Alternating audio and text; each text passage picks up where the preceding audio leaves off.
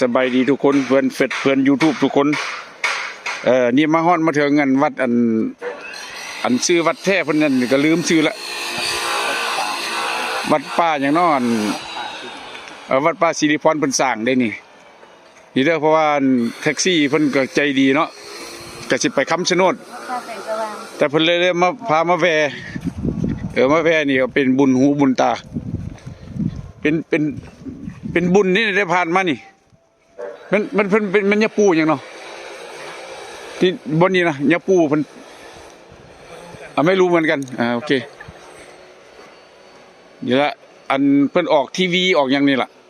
แหละเด้อวัดสิริพรบ่วัดสิริพรมันสิริพรเพิ่นสร้างวัดป่าสว่างธรรมวัดป่าสว่างธรรมวัดป่าสว่างธรรม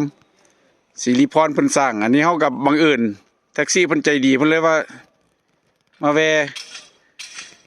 อันนี้เป็นนั่นเพิ่นกำลังสร้างนั่นเสริมต่อเนี่ยทางเข้ามาก็บ่ได้ถ่ายเมื่อกี้นี่อันนี้เฮาเนี่ยมาแวเป็นจังบุญเป็นบุญละแต่มาเจอมาพบมาพ่อคันบ่ได้มาก็มีโอกาสมาแวมากราบเพิ่นเด้ออันนี้เฮาก็ขอลง YouTube แน่แล้วก็ลงเฟซให้หมู่เพื่อนทุกคนเบิ่งโอ้เพิ่น สบายดีเพิ่นเอิ้นยาปูหยังนี่อยู่นี่ปูสีสุโธปูสีสุโธโอ้เพิ่นก็เป็นปูสีสุโธคือกันนี่ล่ะเราก็จะได้ไปอันนั้นวัดอันคำชะโนดนี่แหละแท็กซี่ใจดีเด้อบ่ได้มาสิติดต่อเพิ่นให้นี่ล่ะอันนี้มันเข้ามาลายทายเพราะว่ากี้นี่หั่นลืมทายทางเข้าสาธุเด้อยาปูเพิ่นเป็นยาปูสีสุโธคือกันเพิ่นว่า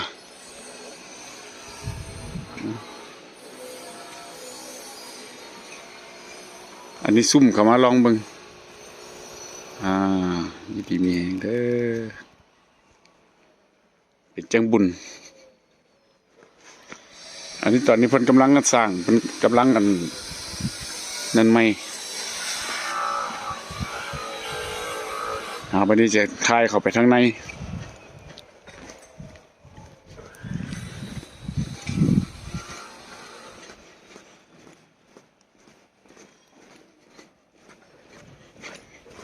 โอ้เขามันนี่ลมเย็นเป็นยาปูสีสุโธสาธุ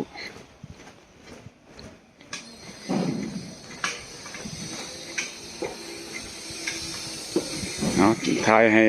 พ่อแม่พี่น้องเพื่อนเขตทุกคนขอให้อยู่ดีมีแห้งสุขผู้สุขคนอย่าเก็บอย่าไข่อย่าได้ป่วยให้คำให้คุณให้โซ่ให้ลาบเดี๋ยวนี้มาทายอันนี้ก็เป็นจังบุญที่ได้ผ่านมา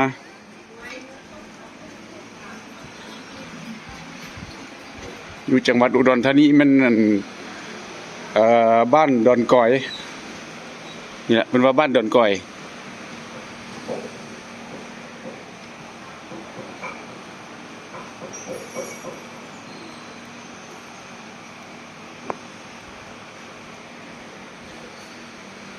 หลังจากเขานั่นแล้วจะได้ไปคนละจะได้ไปคำชะโนดนี่เรื่องทายเป็นนั่นเป็นบุญ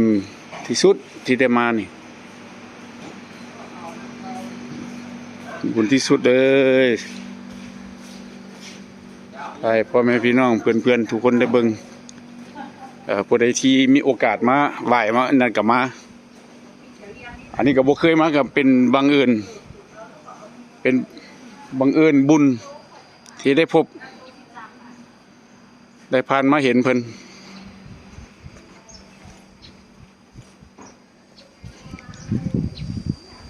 ทุ่มมาหนึ่งขันจะภาคลายกับฝนเนาะ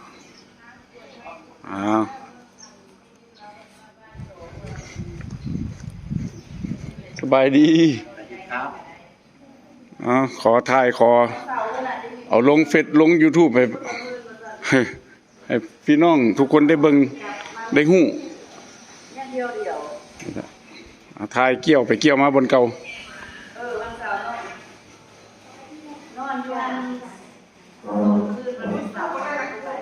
เด้อ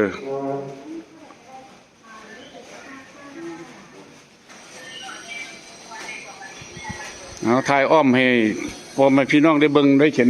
อุบ่เคยเห็นก็ให้มากราบมาไหว้แต่ว่าเป็นจังบุญสบายดีนี่ล่ะเป็นจังบุญนะว่าสิไปคำชะโนดแล้วพอดีแท็กซี่เพิ่นแล้วว่าเพิ่นก็บ่เคยอันแว่นะก็เลยแว่มาโอ้ยังว่าเป็นจังบุญเด้อสาธุเอาวันนี้ก็เท่านี้แหละ มาดูก็ยังที่แบบมือเลยพ่อปู่ บ่ มามวนก็ยังนี่ โดยโอ้ มันไม่ได้ติดลำโพงใส่ดุมลงมาเลย บ่โอ้ ฟันดียัง โอ้ละฟอนโดย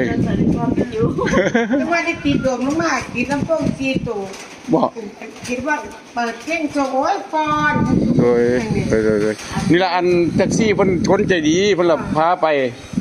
แล้วก็เล่นว่าไปคำชะโนดเพิ่นว่าโอ้มาแวนํกัน ใช่ครับ เป็นบุญหลายล่ะมีบุญหลายสาธุ ได้มาเป็นหลวงปู่ศรีสุโธบ่ ปูถือตัวยาถือตุ้มมาก โอ้ มุสลินอนันตานาคราช นี่บ่ ค่ะ ตานาคราช อนันตานาคราชเราตั้งที่สององค์หนึ่งสีจักตานาคราช โอ้โห อันนี้มุสลิมกับเจียมดำเนี่ยอันนี้สีจุดโท ครับ ตุ้มมา เอาสาธุได้เป็นบุญเนาะบุญหลายจึงได้มา จึงได้มาเจอเขาก็ได้สิลงท้ายให้พ่อแม่พี่น้องทุกคนได้เบิ่งได้เห็นน้ำกัน เอาสาธุ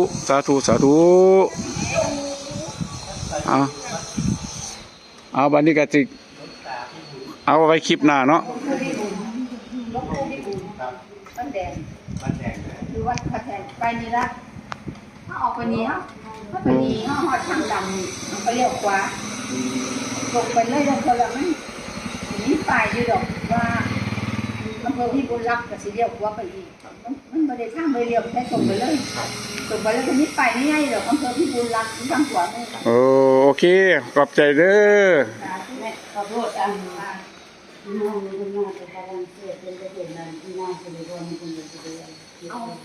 สาธุนี่หลวงปู่ตู่เพิ่นก็อยู่นี่โอ้สาธุหลวงปู่เป็นบุญค้ำคูณเด้อรักสมรักษามีหลวงปู่เด้เนาะก็บ่จื้อเนาะสาธุฮะ